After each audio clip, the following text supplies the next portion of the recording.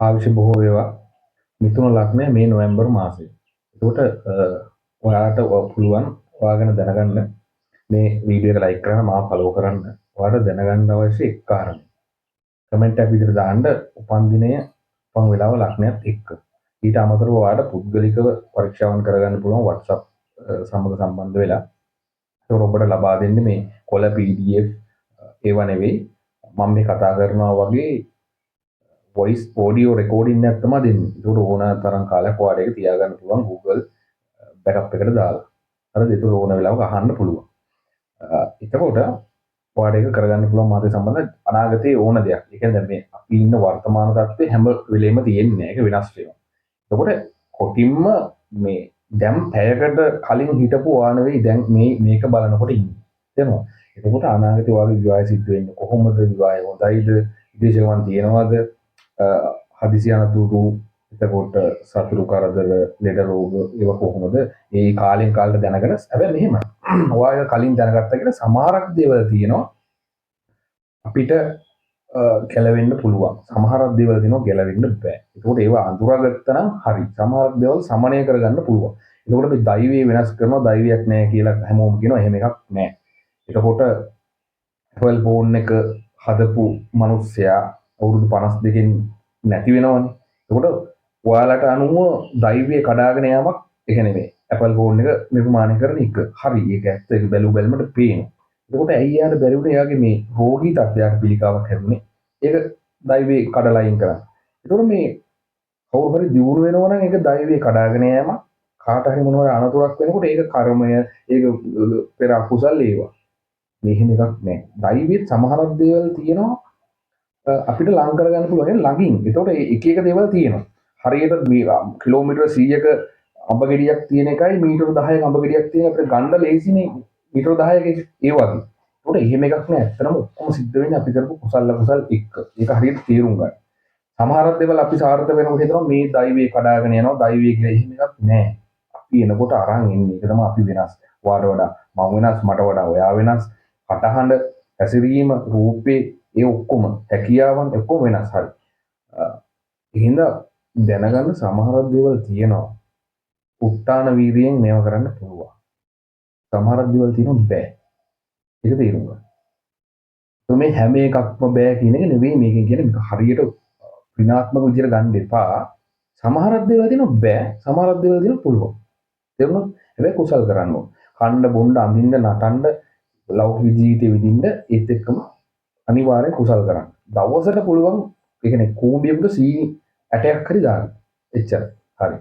අපි යන් මිථුන ලග්නයේ පොඩ්ඩක් සතුරු කරදර බාධා අවහිරතා ඇතිවීමේ මාසයක් මේක. විශේෂයෙන් හිත මිතුරු ආශ්‍රය කරනකොට නෑදෑයන් ආශ්‍රය කරනකොට ඉතා කල්පනාවෙන් ආශ්‍රය ගන්න පොඩි පොඩි ගැටලු අමනාපකම් සිත්‍රිදීම් වචන පොඩ්ඩක් එහෙ මෙහෙ වීම වගේ දේවල් මිථුන ලග්නයේ ඔබට ඇති වෙන්න පුළුවන්. අනිත් එක මතක තියාගන්න මේ පොදු බලාපොරොත්තු. හරිද? ඒකට තමන්ගේ දේවල් තමන්ට හරියටම සිද්ධ වෙන්නේ තමන් ගෙනාපු කර්මයත් එක්ක ඒක තමන්ගේ ජන්මපත්‍රය පරීක්ෂා කරන්න ඕන. ඒක මතක තියාගන්න මේ පොදු බලාපොල අඩු වැඩි වශයෙන් වෙන්න පුළුවන්. හරිද? හරි. එතකොට රැකියාවේ තුල තරමක් ගැටලුකාරී තත්ත්වයක් එන්න පුළුවන්. ඒකට හැමදාම වහින්නේ හැමදාම අවුනේ වගේ තමයි. අපේ ජීවිතේ ඔබට පහුගිය කාලේ මතක් කරන්න වෙනස් වෙනවා. මේක කලින් දැනගෙන ඉන්න එක හොඳයි. දැන් රැකියාවේ දැන් ඔබ දන්නවා ඔබට මොනවා හරි ගැටලුවක් වෙන්න පුළුවන් කියලා මේක ඇහුවට පස්සේ. එතකොට ඔබ අපි දුම් මෙහෙම නිකන් උදාහරණයක් කියන්න. 5:00මාරට ඕෆ් වෙන්න තියෙන එක හිමීට 3ට යනවා. දැන් ඔබ මේ මාසේ යනවා තියෙන්නේ යන්න එපා. තේරුණා?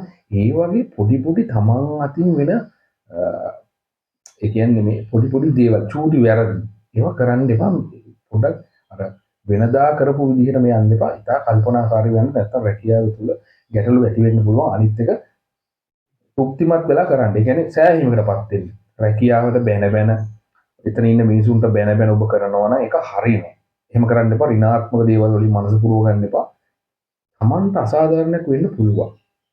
ඒ වුණාට කිසිම වෙලාවක මට මෙහෙම වුණා මෙහෙම වෙන්න බෑ එහෙම කියලා හිතන්න එපා. ඒ කියන්නේ මතක තියාගන්න ඔයාට මේ දැන් ඒ කියන්නේ ඉස්සරහට පහුගිය කාලේ මේ වෙන ඔක්කොම සාධාරණයි.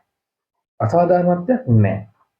ඒ කියන්නේ ඔයාට වෙන්න ඕන දේවල් තමයි වෙන්නේ. තේරුණා?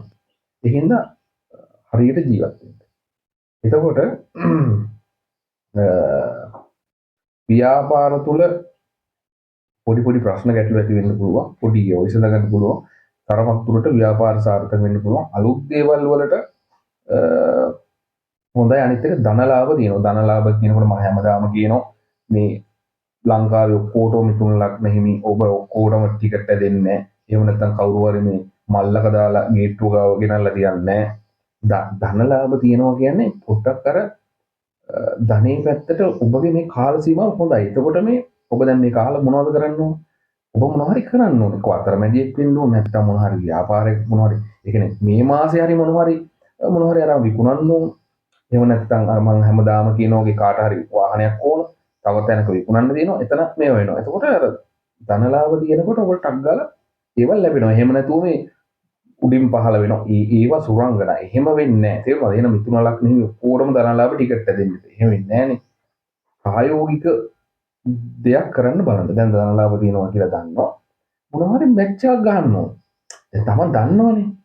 එතකොට ඒක මේව කරන්න හරි. එතකොට උත්සාහය වැඩි වෙන කාල සීමාවක් පුළුවන් තරම් උත්සාහ කරන්න. ධනයේ පැත්තට යනකොට හොඳයි. ඒ වගේම තමයි මේ ඔබගේ කතාවෙන් අනිත් මිනිස්සුගේ හිත දිනා ගන්න පුළුවන් කාල සීමාවක්. තේරුණා? තමන්ට මොනවාරි වැඩක් කරගන්න තිබ්බනම් ඔන්න මේ මාසේ නියමයි මරු හිමීට ගිහිල්ලා කතා කරලා ඒ වැඩ කරගන්න මිනිස්සු ටිකක් දිනා ගන්න පුළුවන්. හරිද? ආදර සම්බන්ධතාවවල සුබ කාල සීමාවක් අලුත් දේවල් ඇති වෙන්න දැන් අලුතෙන් මොකක් හරි ප්‍රකාශ කරන්න හිටියනම් හොඳයි. ගිහිල්ලා කියන්න හොඳ මාසයක්. හැබැයි මෙහෙම මතක තියාගන්න. ඊට පස්සේ මට බැනලා කමෙන්ට් කරන්න එපා හරි කියන එක. මේක පොදු පලාපත. තේරුණාද? සමහරක් වෙලාවට මේ මොහොතේ ඔබ මිතුන ලග්න වුණාට ඔබට නරක කාලයක් නරක දශාවක් යනවා නම්. ඒ කියන්නේ මේ නරක කියන්නේ මේ අමුතු දෙයක් නෙවෙයි. ඔබ කරලා තියෙන පෙර අකුසල් අපි ඔක්කොම කරලා තියෙනනේ මාත් කරලා තියෙනවා. හැමෝම අපි දන්නේ මේ අකුසල් ඵල දෙන කාල සීමා. තේරුණාද? දැන් අපි මේ මෙතන අපි අඹ පැලයක් හිටවනවා. එතකොට අවුරුදු ගාණක් ගිහලා ඒක ගෙඩියනවනේ. අන්න ඒ වගේ තමයි ඔබ කරපු දේවල් වලට මෙයාත්මේ අර ඵලදා වෙන කාල සීමා. නරක දේවල් වලට අකුසල් වලට. තේරුණාද? හරියන්නේ හොඳ කාලයක් ආපුවා. හරිද? ඒකින්ද මේ හැමෝටම එහෙම වෙන්නේ නැහැ. ඒක මතක තියාගන්න. එතකොට විවාහ සම්බන්ධව ගත්තාම පවුල තුර චූටි ප්‍රශ්න ඇති වෙන්න පුළුවන් හස්බන්ඩ් වයිෆ් එක්ක.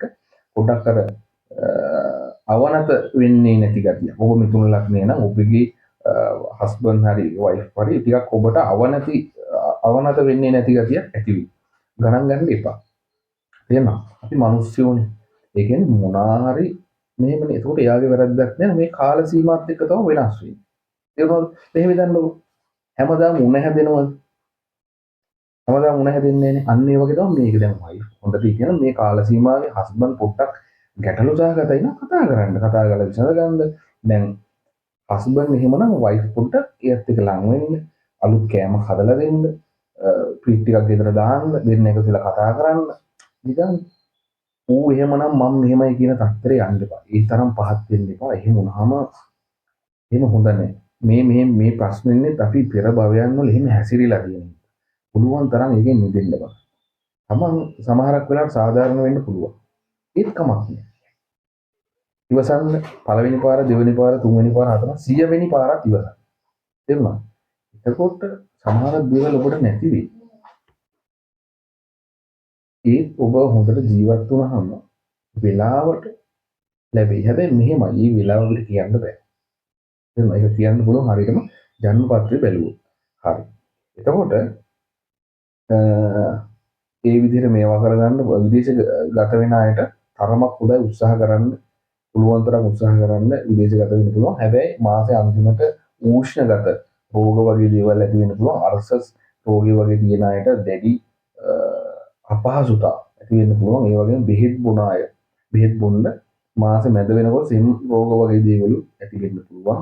හැකිතා කුසල් කරන්න, කණ්ඩ බොන්න, අනින්න, නටන්න හැමදේම කරන්න. ලෞකික ජීවිතයක් හොඳ ලැබිලා තියෙනවා නම් එහෙම විඳින්න.